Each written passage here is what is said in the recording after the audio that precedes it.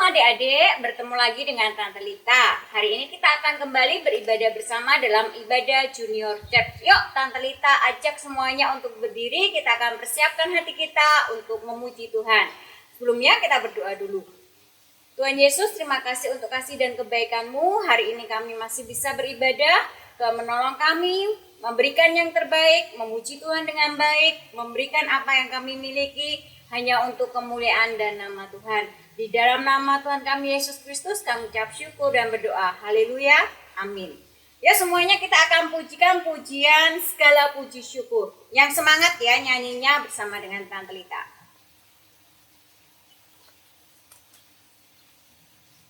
Kakaknya diajak, adiknya diajak, kita sama-sama memuji Tuhan ya.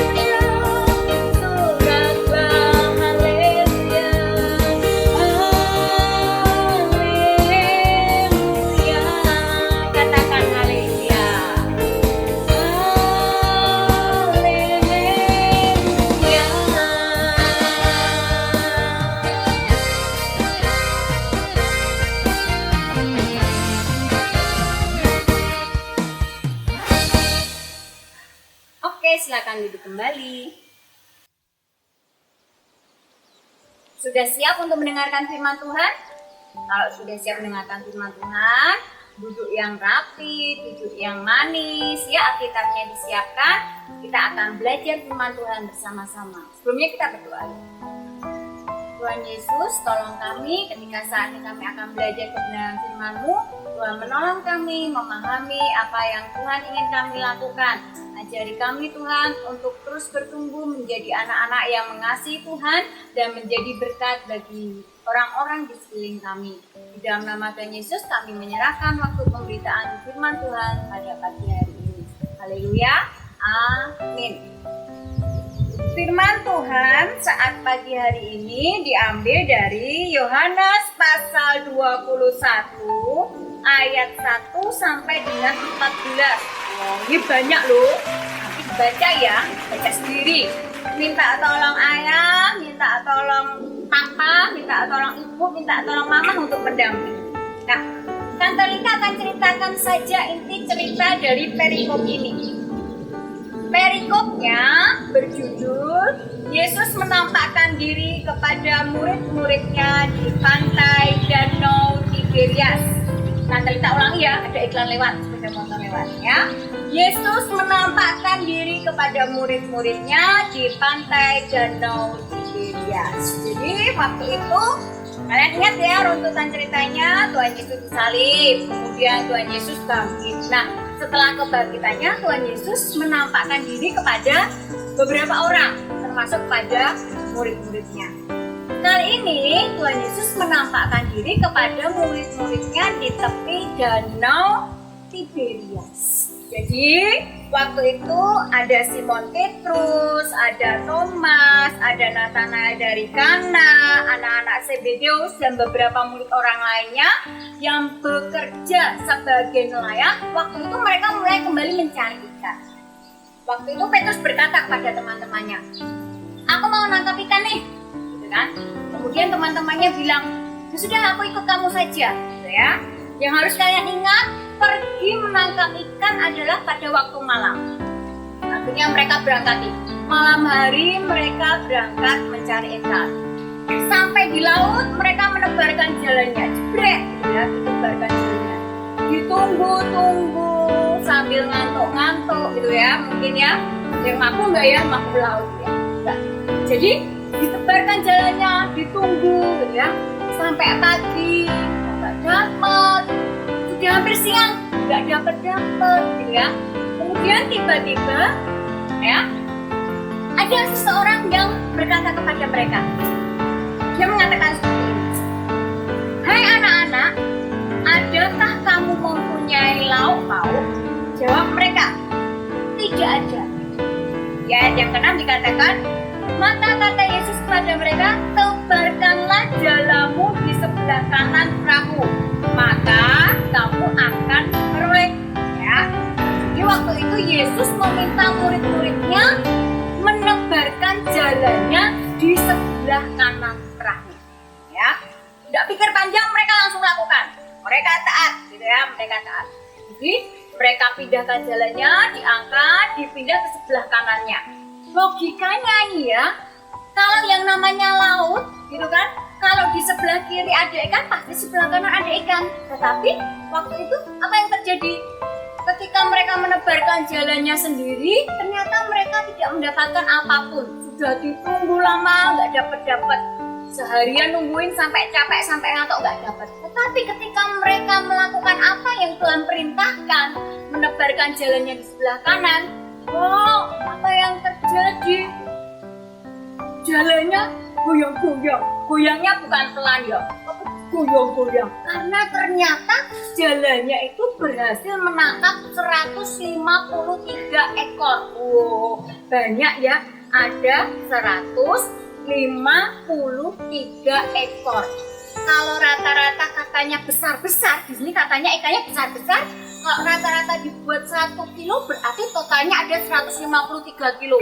Berarti itu berapa kuintal? 1,5 kuintal. Berat loh itu ya. Berat sekali. Makanya muridnya sampai kewalahan ya gitu ya mengangkatnya. Tapi luar biasanya apa yang terjadi? Jalannya tidak koyak sama sekali. Walaupun isinya banyak, ikannya berontak mungkin ya pengen lepas, tetapi jalannya tidak rusak. Tetap seperti apa adanya. Akhirnya mereka sadar bahwa tadi yang meminta mereka melakukan hal itu adalah Tuhan. Ketika Petrus tahu gitu ya, dia segera pakai bajunya, kemudian dia jebur ke laut, dia berenang seperti itu.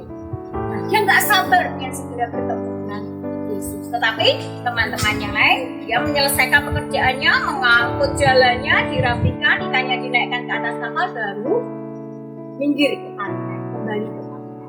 Nah, ternyata di pantai Tuhan itu sudah menyiapkan bagi mereka ada ikan bakar. Wow, enak ya ikan bakar ya.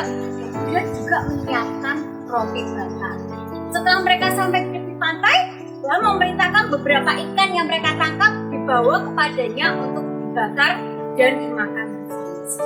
Kemudian Tuhan membagikan roti itu, membagikan ikan itu kepada murid-murid. Ya, Jadi apa yang kita tangkap dari cerita ini? Bahwa ketika kita hanya mengandalkan kekuatan kita, maka segala sesuatu yang kita lakukan akan menjadi sia-sia. Seperti muridnya tuh, berangkat layar, terus pokoknya aku udah ngerti ilmu cara menangkap ikan dengan baik gitu ya. Aku sudah bisa bikin jala yang kuat, aku sudah ngerti arah mata angin, aku sudah ngerti posisi yang baik untuk menangkap ikan. Mereka mengandalkan itu semua, tapi ternyata apa? Mereka nggak memperoleh apa-apa. Tetapi ketika mereka mengandalkan Tuhan, dalam hal ini mereka melakukan apa yang Tuhan mau, yang Tuhan perintahkan, yang terjadi atas mereka adalah mereka diberkati secara luar biasa. Hanya banyak yang ada 153. Jadi pelajaran hari ini mengajarkan kepada kita bahwa kita sebagai anak-anak Tuhan harus hidup mengandalkan Tuhan. Apa cirinya orang yang mengandalkan Tuhan? Orang yang mengandalkan Tuhan itu satu, pasti inginnya melekat dekat dengan Tuhan. Caranya gimana dekat dengan Tuhan? Membaca Alkitab, berdoa, beribadah, itu cara kita mendekatkan diri kepada Tuhan.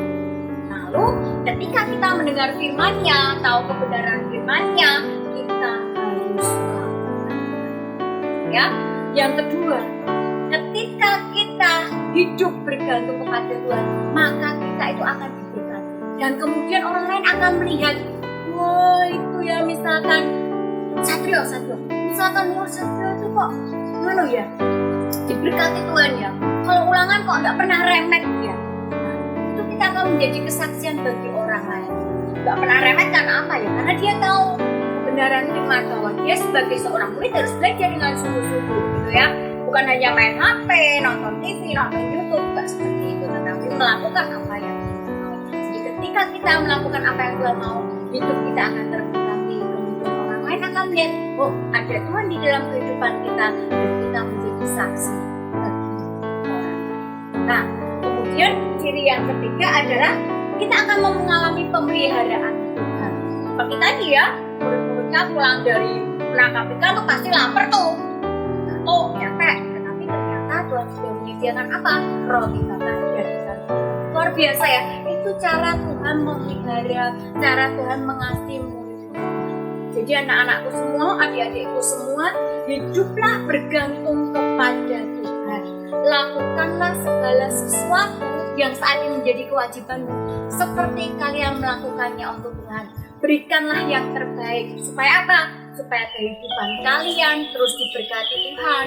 Kalian boleh menjadi saksi Kristus dimanapun kalian berada, dan kalian akan terus mengalami pemeliharaan Tuhan. Ayat hafalannya diambil dari Kolose pasal 3 ayat 23. Nah, kita bacakan ya. Kolose pasal 3 ayat 23. Apapun juga yang kamu perbuatlah dengan segenap hatimu seperti untuk Tuhan dan bukan untuk manusia. Sekali lagi, apapun juga yang kamu perbuatlah dengan segenap hatimu seperti untuk Tuhan dan bukan untuk manusia. Ingat, ketika kalian belajar, ingatlah bahwa itu untuk Tuhan. Ketika kalian memuji Tuhan, ingatlah bahwa itu kalian lakukan untuk Tuhan. Ketika kalian membantu orang tua, ingatlah bahwa itu kalian lakukan seperti itu. Kalau kalian melakukan untuk diri kalian sendiri ataupun untuk ayah kalian aja bisa melakukan yang baik, kalau untuk Tuhan kalian harus lakukan yang terbaik. Kenapa? Karena Tuhan selalu memberkati kalian dengan berkat-berkat. Ingat ya, hidup bergantung pada Tuhan, maka kalian akan mengalami yang namanya pemeliharaan Tuhan, yang namanya hidup. Oke, itu saja yang bisa nanti kita sampaikan. Saatnya kita akan berdoa bersama-sama. Terima kasih Tuhan untuk firman-Mu yang boleh mengingatkan kami supaya kami terus bergantung pada Tuhan.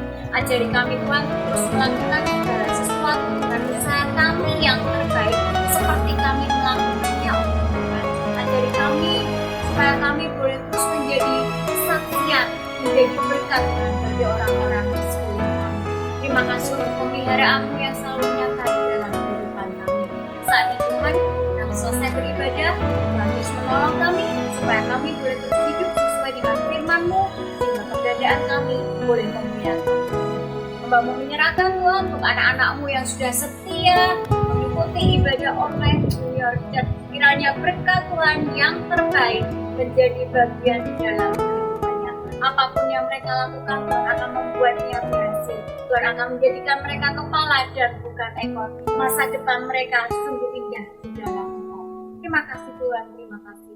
Hanya di dalam nama Tuhan kami Yesus Kristus kami ucap syukur dan berdoa. Haleluya. Amin.